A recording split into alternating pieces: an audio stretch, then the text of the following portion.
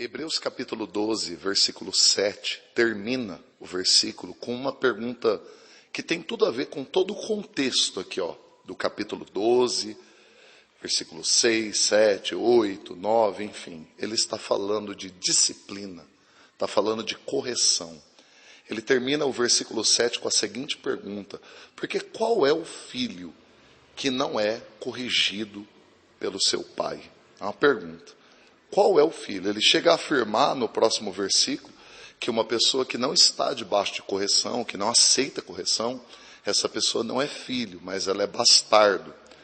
Eu acredito que essa afirmação que o escritor de Hebreus faz é devido ao fato de que na cultura judaica os homens tinham muitas concubinas, mas eles tinham a sua esposa. E os filhos que era ali da esposa, o filho, principalmente o primogênito, ele era tratado com muita disciplina, muita correção. Ele não tinha a mesma liberdade que os demais irmãos, os filhos bastardos, filhos de concubinas.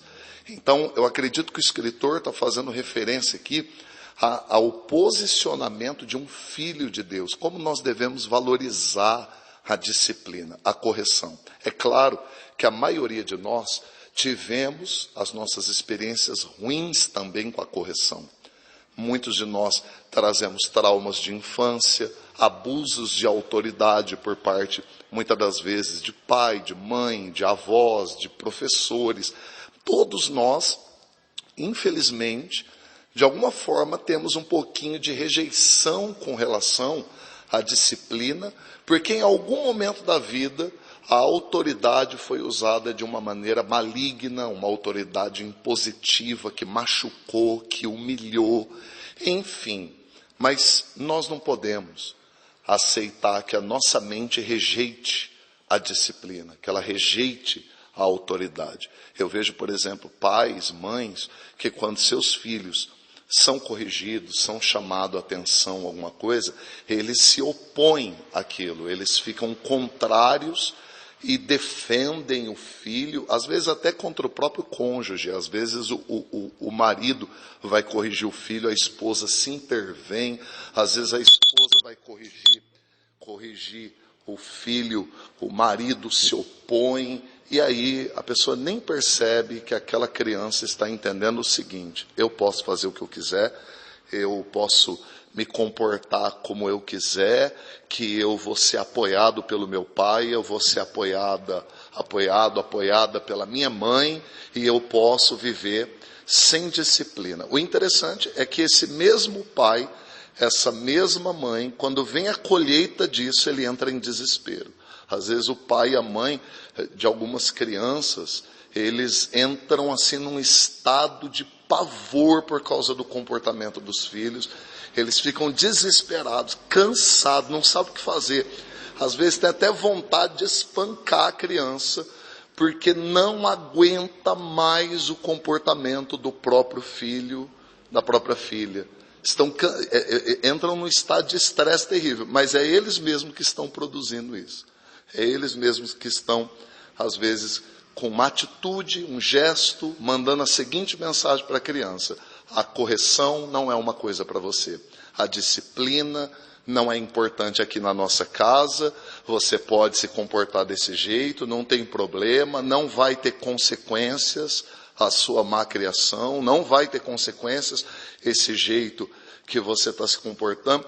E aí é muito interessante, porque a mesma pessoa que está plantando essa mensagem na cabeça da criança é a mesma pessoa, é o mesmo pai, é a mesma mãe que às vezes fica com vontade de arrancar os próprios cabelos, porque não sabe mais o que fazer com a indisciplina do filho, com a indisciplina da filha. Nós não podemos mais cair nesse erro. Todos nós tivemos nossas experiências difíceis com relação a esse assunto.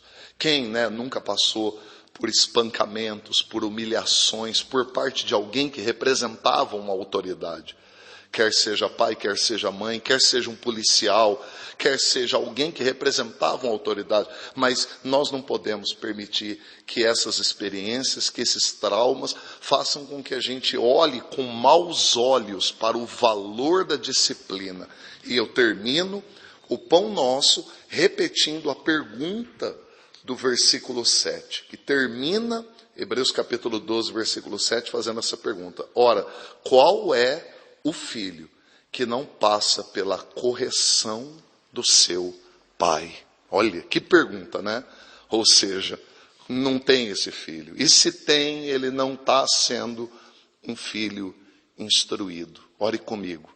Pai nosso, que essa palavra mude nossas escolhas e nossas atitudes. Que nós possamos passar a olhar para a correção, a olhar para a disciplina, a olhar para a instrução com outros olhos. Eu peço sua cura sobre todos que sofreram, Pai, abuso, desprezo, humilhação, espancamentos, todos que por um motivo ou outro, em algum momento, foram abusados com base na autoridade mal exercida por alguém. Senhor, eu te agradeço e sei que o Senhor é conosco para nos ajudar a guardar essa palavra e a desfrutar dela no nosso dia a dia. Em nome de Jesus. Amém.